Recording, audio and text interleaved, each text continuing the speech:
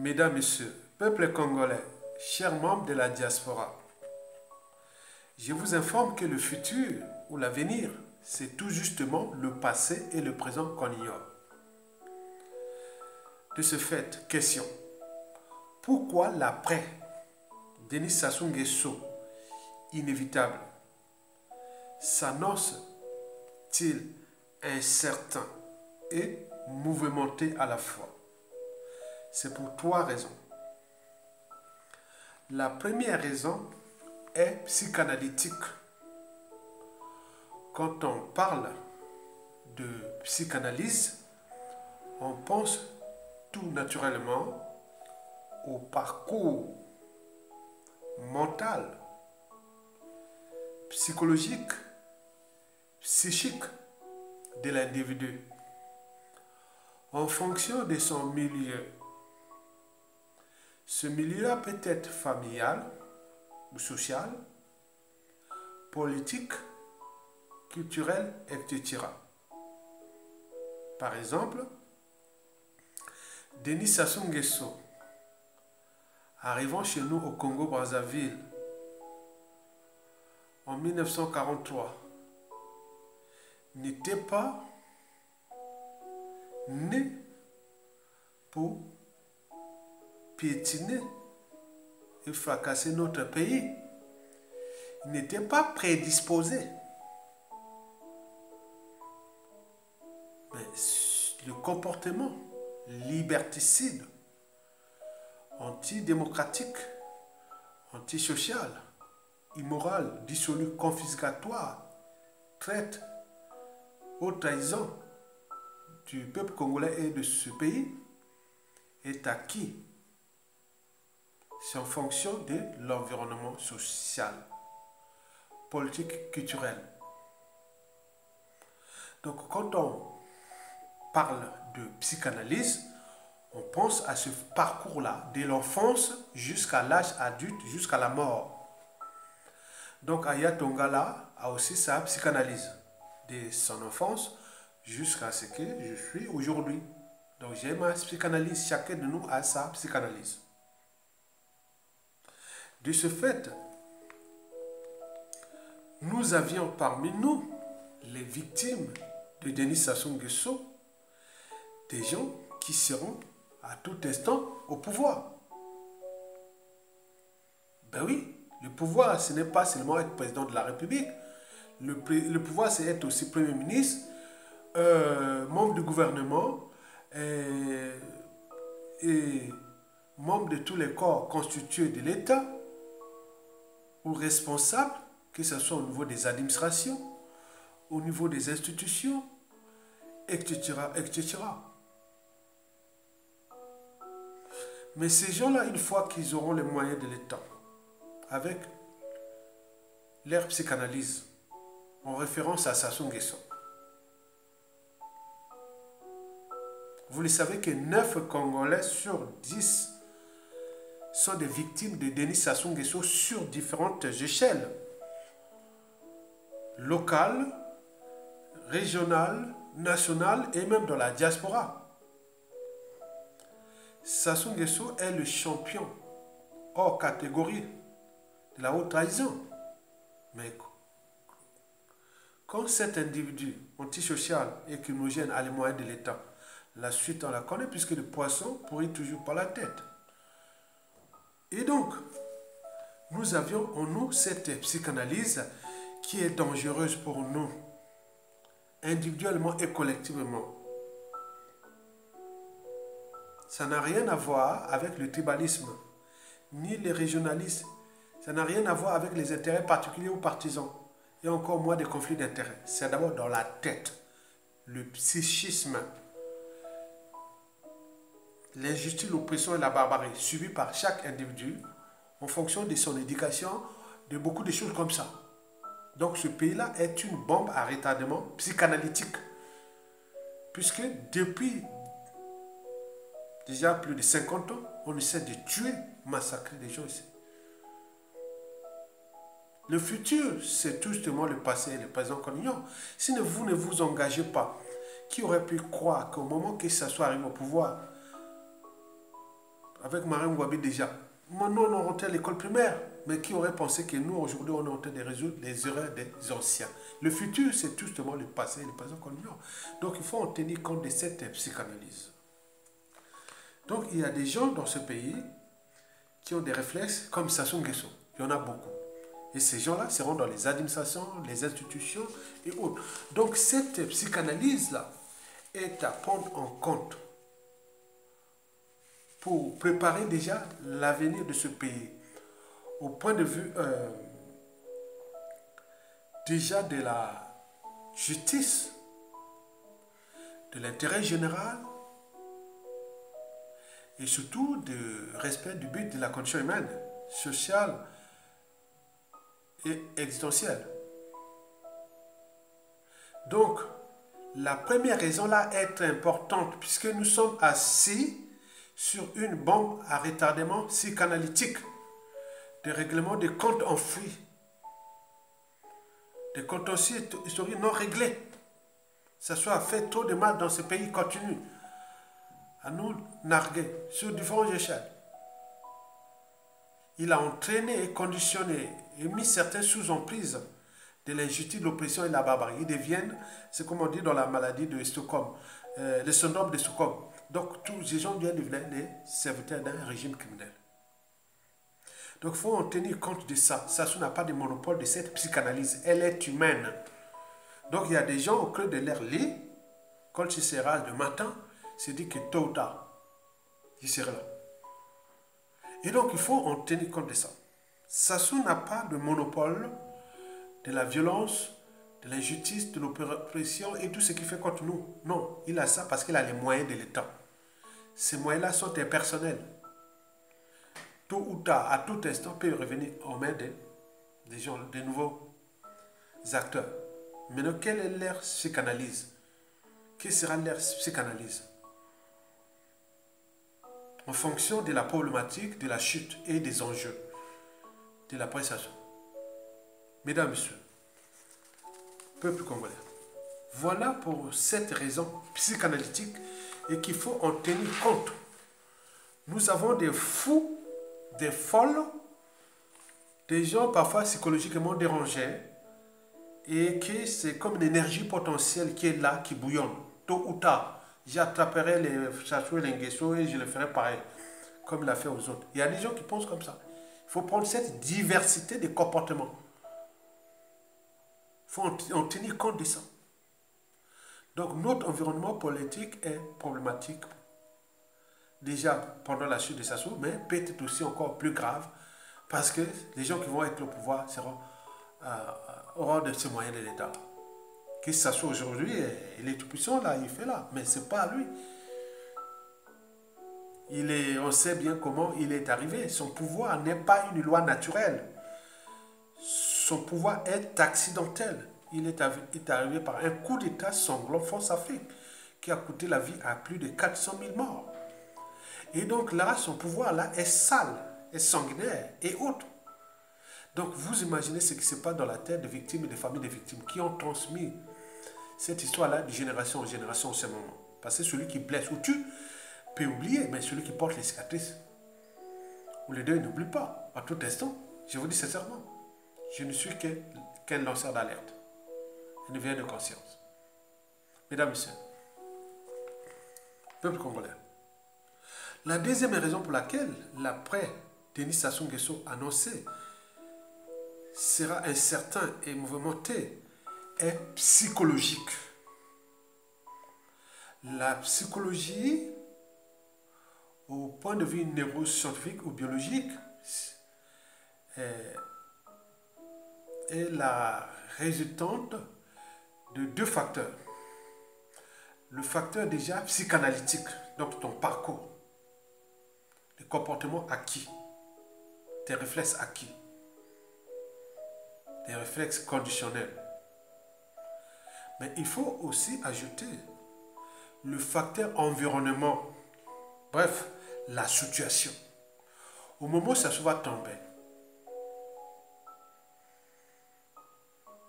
quel sera l'état d'esprit de ces victimes et qui à tout instant prend le pouvoir?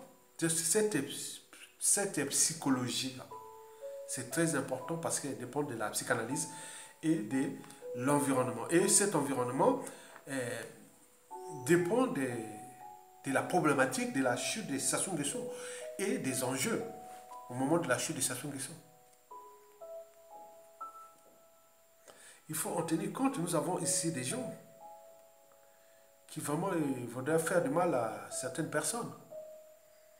Ben oui, sur tous les plans, hein, administratifs, institutionnels et de la vie de tous les jours.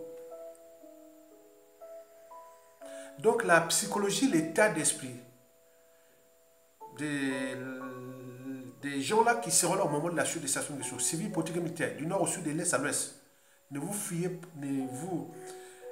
pas sur l'appartenance. Il y a autant de gens qui voudraient régler les comptes contre Sassou Nguesso, qui sont aussi dans la cuvette. Donc il faut tenir compte de cette réalité. Historiquement, il y a eu des coups d'état de palais, non? Et puis Damoclès et autres. Ben oui. Donc, cette raison est très importante. Parce qu'elle va dépendre de la situation et de la psychanalyse des gens, des victimes, qui à tout instant peuvent devenir des bourreaux. On en a vu quand la chute de Samuel Eto'o, et qu'on coupait les oreilles, qu'on faisait ceci. On a vu le procès sommaire de Ceausescu et Elena, et puis fusillé. Et donc, il y a des gens ici, il ne faut pas même pas en tenir compte, je ne vais pas vous dire des choses horribles que je vois dans les réseaux. Les gens ont envie de finir Sassou Nguesso et Antoine Sassou Nguesso comme on a fait Elena. Et d'autres, il y a beaucoup de choses. On ne peut pas comprendre que des gens qui ont nargué sur les gens vont partir comme ça. Non. Il y a beaucoup d'hypothèses, il y a beaucoup de situations, il y a beaucoup de choses. Donc, on est là. Mais si il ne passe pas, il perd sans être jugé, condamné ou autre. Mais ça va, comme rien n'est secret, rien ne se perd, ce sont ces enfants et tout ça qui vont subir. On est dans cette psychanalyse. Il faut en tenir compte de ça. C'est très important. Nous n'arrivions pas à nous entendre parce qu'il y a trop de conflits d'intérêts. Il y a des gens qui en veulent vraiment que ça passe comme ça, d'autres, on n'y parvient pas à arriver à un consensus. D'autant plus qu'on n'a pas quelqu'un qui est là, qui peut symboliser le son du consensus pour qu'on y va ensemble. Bon, Mokoko est là en prison. Bon, qui encore? Bon, ben, les gens ont dit, bon, ben, il aussi, il n'a pas réussi, pourquoi on a tué Kolela et lui il est en prison et on a mélangé maintenant tout ça. Non, c'est un processus. On a eu des pertes, comme dans un jeu d'échecs, dans un jeu de dames. Sassou nous fait tomber comme des jeux d'échecs. Il couronne certaines pièces et il les fait couronner, il les déplace à volonté.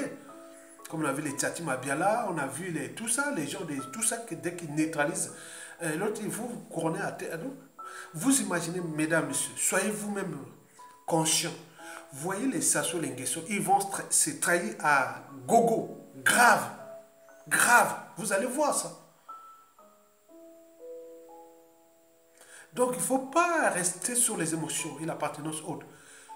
Il faut avoir franchi les barrières de la raison, de l'esprit critique, de la liberté, de la conscience et surtout de la résilience, la capacité à surmonter les épreuves, la résilience. Il doit être là, il faut être vraiment, on est dans une course d'endurance, nous sommes dans la situation France-Afrique. Vous le savez bien qu'à l'échelle de l'Afrique francophone, vous voyez que c'est la même situation. Nous sommes là comme pris dans une chambre magmatique. Hein. Excusez-moi de vous faire un peu de cours de sciences de la Terre, géologie, hein, parce que je suis quand même scientifique, SVT, sciences de la vie et de la Terre. Bon. Donc, nous sommes là contenus comme dans une chambre magmatique. Cette chambre magmatique se trouve dans le manteau supérieur du globe terrestre. Parce que la Terre est divisée le globe terrestre là, est divisé en trois grandes parties. Il y a les noyaux, il y a le manteau et l'écorce. Le noyau fait au moins 5000 km. Après, il y a le manteau. Les deux manteaux font au moins 2000 km. Après, le corps terrestre fait au moins 60 km. Donc, le manteau là, il y a le manteau inférieur et le manteau supérieur. Le manteau inférieur est visqueux. Le manteau supérieur est liquide, qui contient les laves. Les laves, c'est un bain de silicate contenant des gaz en solution.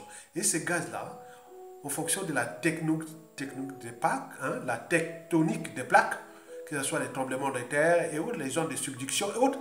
Donc, le mouvement de la terre est vivante. Donc, tous les failles, ils sortent sous forme de volcans.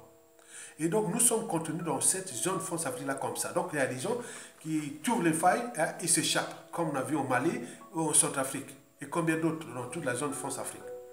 Donc, il faut en tenir compte de ça. Maintenant, ces gens-là qui sortent, au Mali, il n'y a pas de problème. Assimi Goïta, au Mali, on n'a pas tué les hommes politiques au Mali, ne tuent pas leurs semblables comme ça.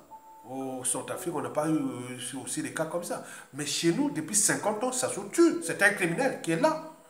Et donc, on regarde un criminel, on voit comment il se déplace, il est avec les gens, on se dit quand même, ça donne beaucoup d'amertume ou aussi d'espoir à certains, et surtout d'autres criminels, qui disent, ah oui, donc c'est bien, ça soit là, voilà comment ils sont en Algérie, au Sénégal, il est là, mais attends partout. Donc on se dit, bah, pourquoi pas moi? Donc c'est ça, c'est un problème de repère historique, de référence. Ça aboutit à des défis permanents. Que ça soit pu faire ça, pourquoi pas moi? Surtout que j'aurai les moyens de l'État. Donc c'est ça les dangers, mesdames, messieurs. Donc la psychanalyse là et la psychologie là est à prendre au sérieux. Parce que nous sommes assis sur une bombe à retardement, parce qu'il y a ce volcan là, cette chambre magmatique qui est la France-Afrique, qui beaucoup cherchent à s'échapper. Mais vous imaginez. Donc, peut s'échapper par le métamorphisme, donc on ne s'aboutit pas à grand chose. Hein. Mais surtout, ce qui est important, c'est le volcanisme. Donc ça sort, ça s'échappe. Comme Assimi Goïta je connais Assimi Goïta et le professeur en mathématiques de l'université Akon Touadéra du Centrafrique. Mais après combien d'autres. Mais cette chambre magmatique-là, France Afrique, il y a encore les gens qui sont contenus là-bas. Donc nous sommes là à l'intérieur avec des Sassou Nguesso, les Ouattara, les Macky Sall et tout compagnie. Ok? Très bien. Voilà pour la petite explication scientifique. Mesdames, Messieurs, peuple congolais. Enfin, la troisième et la dernière raison pour laquelle l'après Sassou Nguesso s'annonce incertain et mouvementé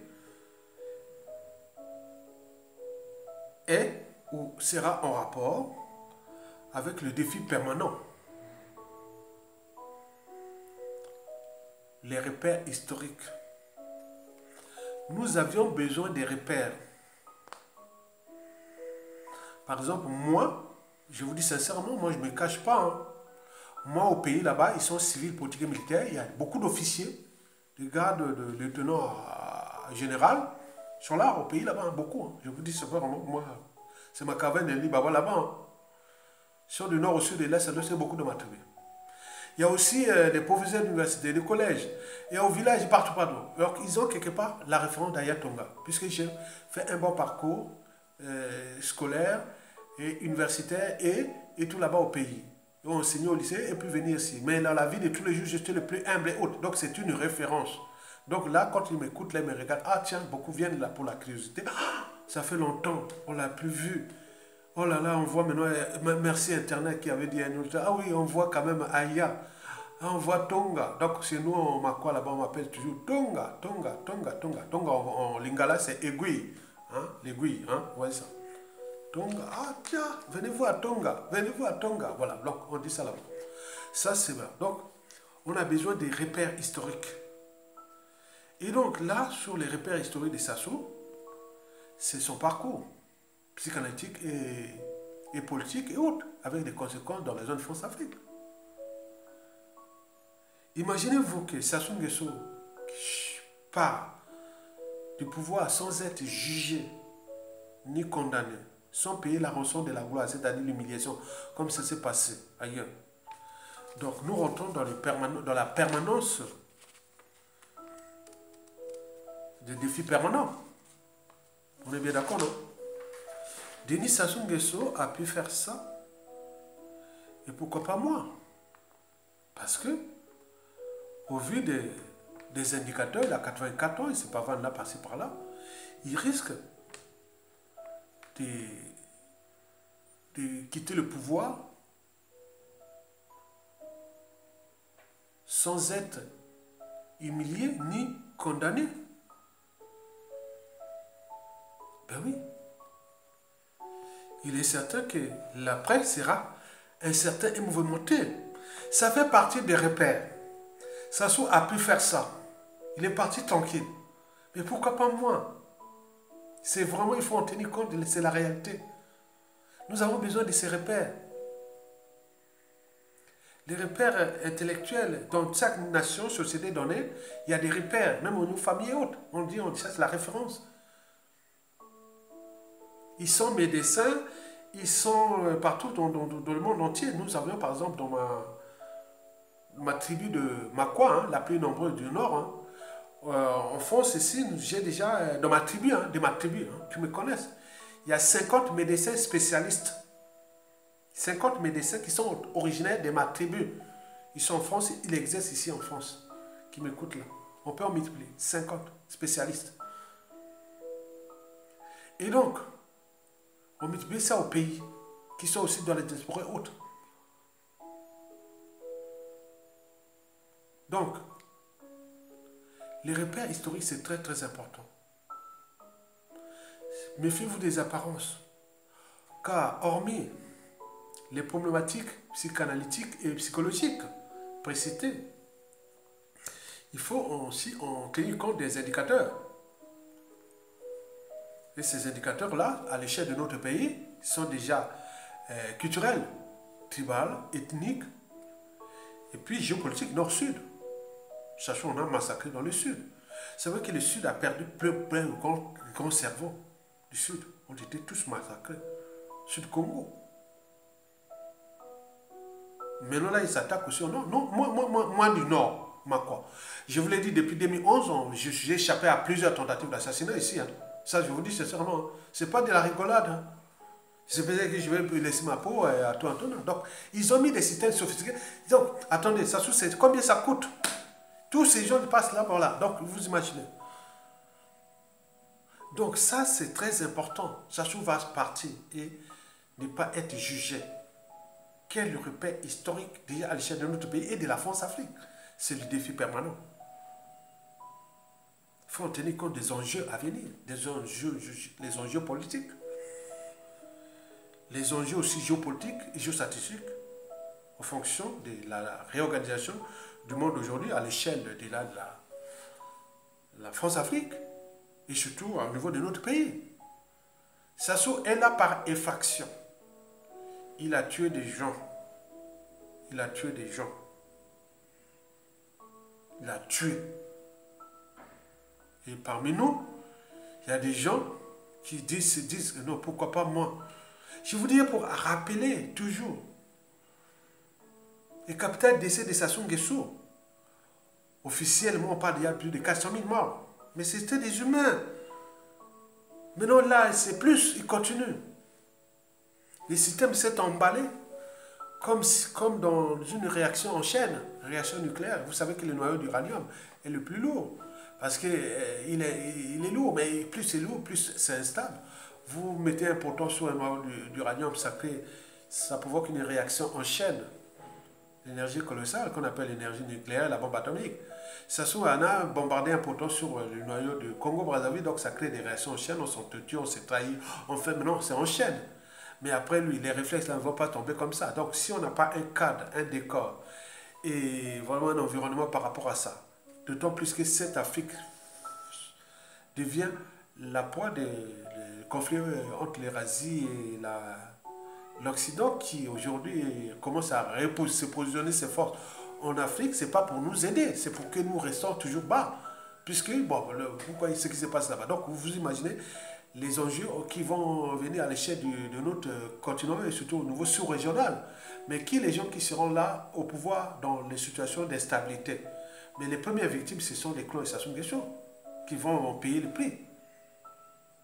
Donc il faut en tenir compte de cette réalité. Mesdames et messieurs. Voilà pour l'essentiel de ma réflexion.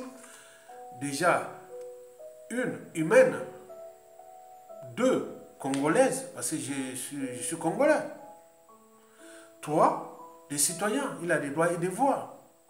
de parler, de publier, de faire, voilà. Pourquoi qui peut m'empêcher de faire ça? 4, en tant qu'intellectuel, qui fait part de ses analyses, de ses points de vue sur des problématiques plus ou moins partagées, mais au cœur de ces enjeux, ma conscience sera toujours au-dessus de l'appartenance. Ce que j'ai défini, moi, ma liberté de conscience. Mesdames, Messieurs, peuple congolais, enfin, peut-être que je suis un politico-intellectuel qui ne dit pas à tout instant, peut-être que je peux, d'ici 2035, bon, d'ici 2035, bon, peut-être que je peux devenir un acteur du Congo, pourquoi pas? De toute façon, moi, c'est mon pays. Bon, vous savez, pour terminer, bon, je pense qu'être président de la République, ce n'est pas un métier, c'est une fonction. C'est une fonction, vous devez en tenir compte de ça. Ce n'est pas un métier. Hein. C'est le métier le plus facile et difficile à la fois. Facile, si vous êtes comme Sassou. Venez en profiter de ce pays.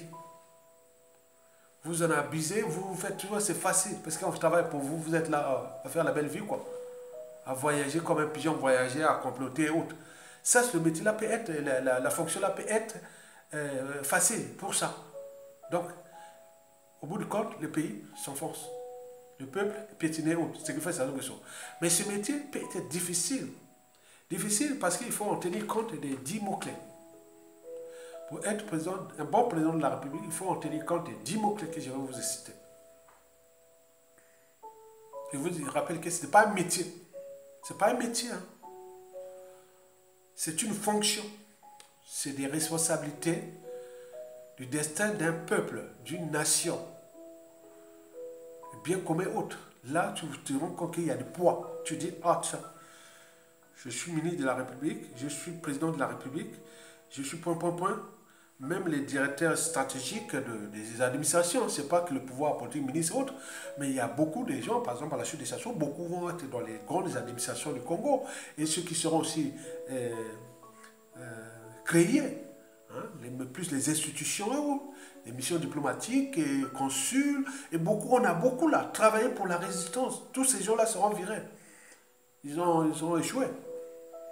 Donc voici les 10 mots-clés que quand vous êtes en train de lutter pour être président de la République, ou ministre, ou maire, député, toutes les grandes fonctions, hein, ce n'est pas les grandes fonctions de l'organisme, hein, donc je ne vais pas vous parler des grandes fonctions de l'organisme, non, j'ai oublié, excusez-moi, sinon je vais rentrer là dans la biologie là. Bon, bref, les grandes fonctions de président de la République, premier ministre, ministre, maire, député, sénateur, tout ce qui est de représenter l'intérêt général. Le premier mot-clé, c'est le projet de société. Il faut aller vers les projets de société. Et dans ce projet de société, il faut voir que si c'est compatible à deuxième mot-clé, à vos convictions. 3, à votre engagement. Donc on a dit au troisième mot-clé. Donc on parle de projet de société. Ça ne suffit pas d'avoir un projet de société. Il faut aux deux avoir des convictions. 3, l'engagement. 3, l'engagement. Très important. 4, les outils d'aide à la décision politique, économique et sociale, culturelle et autres, géopolitique, géostratégique. Tu ne peux pas être président de la République sans avoir ces outils d'aide à la décision politique. Sinon, tout va être faux et ils ont de faux. Donc, il faut en créer, il faut, voilà, ces outils-là. Comme on peut dire, comme commission, comment on appelle ça? Il y a une commission comme ça, économique et sociale, environnementale, voilà. Donc, ces outils d'aide à la décision. Il y a des universités, les centres de recherche, il faut des outils. Tu ne peux pas être président de la République, il faut en fabriquer ces outils. Donc, quand on détruit l'école, l'enseignement supérieur et la recherche, et tout cela, donc ce pays est foutu.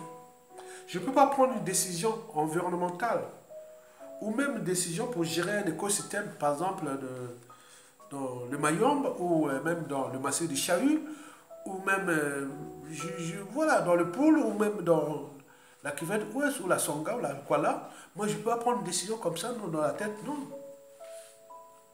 Non, il faut des outils d'aide à la décision. Il faut en fabriquer. Tout État, tout gouvernement doit avoir à l'esprit ces outils d'aide à la décision politique, économique, sociale, environnementale. Ça se passe par les centres de recherche et développement, universités, les associations, les institutions, beaucoup de choses. Et les moyens de l'État, donc tout ça. Donc on doit aller prendre l'information juste. Aujourd'hui, après, on suit les numériques et beaucoup de choses comme ça. Donc vous avez un tableau de bord, quand on parle de la situation France-Afrique, nous au Congo, à la primature ou la présidence de la République, on doit avoir un tableau de bord comme un ordinateur énorme là. Vous êtes assis, vous faites la carte, les spécialistes font les cartes là, géostratégie, géopolitique, tout ça le pays. Ce qui s'est passé il y a eu une inondation de côté de l'Iranga, les Kuala et autres, mais quel était l'endroit, donc on voit la carte, on prend les décisions politiques. On ne va pas aller parler comme ça, on ne fera pas de la sorcellerie.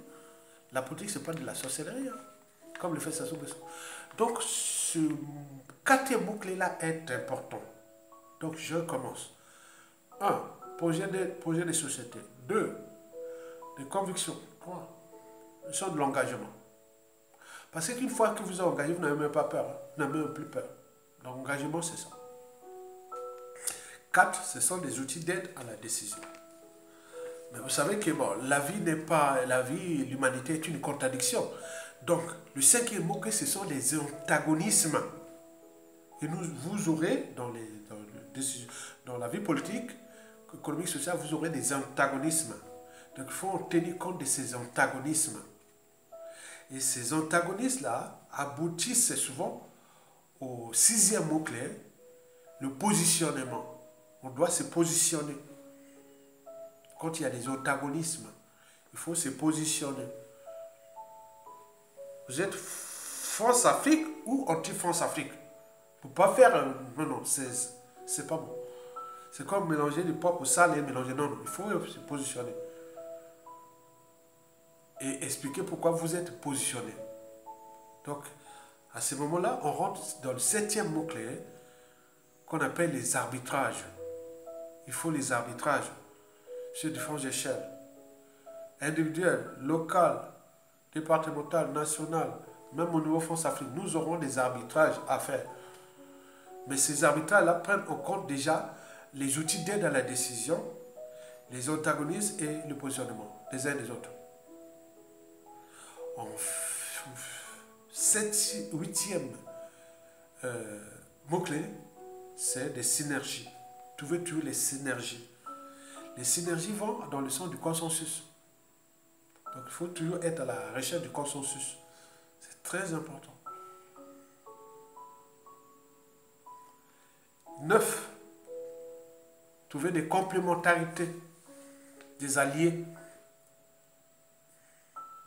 On est bien d'accord?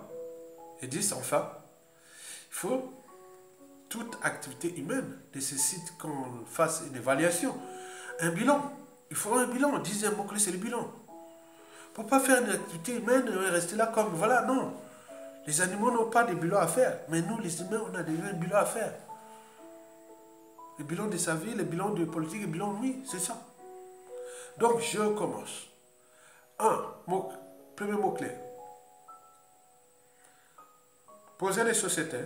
Déjà, être président, ministre, maire, ce n'est pas un métier, c'est une fonction. Donc, vous êtes en capacité d'être en phase avec ces 10 mots-clés que je vais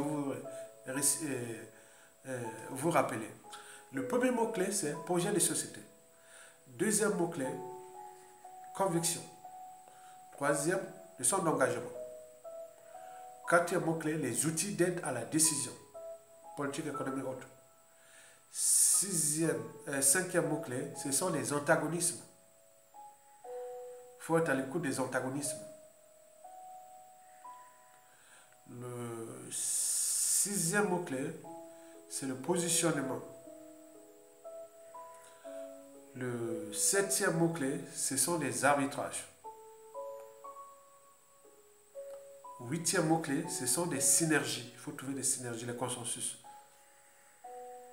9e mot-clé, les complémentarités. Les alliés par autres.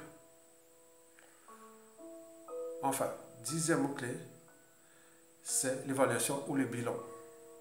Il peut être positif à ce moment-là, en fonction des fondamentaux des institutions, vous pouvez dire, oui, je peux continuer. Mais si on vous limite que le bilan est positif, mais qu'est-ce que vous voulez faire? Vous avez dit, il faut trouver quelqu'un qui peut continuer, puisque du point de vue constitutionnel, du point de vue ici, je m'arrête là. C'est comme une pierre. J'ai mis une pierre, une brique dans une maison, chacun met sa brique jusqu'à moi. On va dire que parce que parfois ça marchait et que je dois continuer. Non! Ça devient de l'handicapé. Donc, quand ça a bien marché, le bilan est positif, tu sors par la grande porte. Et là, tu rentres dans ce qu'on appelle les visionnaires. Ils seront toujours éternels. À la différence des hommes politiques. Les hommes d'État, voilà. La différence entre un homme d'État et un homme politique, oui. L'homme d'État, c'est celui qui a fait un bilan positif. Après, il s'en va. Laisse aux autres continuer. Mais si le bilan est négatif, votre âme et conscience, vous avez une conscience politique, plutôt l'éthique, je dis non, je démissionne ou j'arrête. Mais si vous continuez, ça devient de la dictature. Le bilan de Sassou Nguesso est à 1000% négatif. En plus, il a tué des gens. Et vous continuez à se couvrir devant ce monsieur-là. Donc, voilà pour l'essentiel de la réflexion intellectuelle d'un lettré congolais libre et engagé. Je suis libre et engagé. Parce que dans la vie, lorsque vous avez tout gagné ou perdu, il faut toujours avoir à l'esprit comment défendre et protéger à la fois la raison, sa liberté, sa dignité, sa conscience, la résilience. On peut même aller jusqu'à l'empathie et l'éthique. Et c'est des autres aussi. Donc c'est ça. L'objet de ma thèse citoyenne du jour. Likez et partagez pour les esprits du Congo. Et protégez-vous les uns des autres. Nous sommes en présence d'un régime criminel. Criminel, c'est chaud, c'est chaud. Mais nous sommes là, en train de vivre autour de nous, on ne sait jamais. On peut nous éliminer à tout instant. Merci. À bientôt.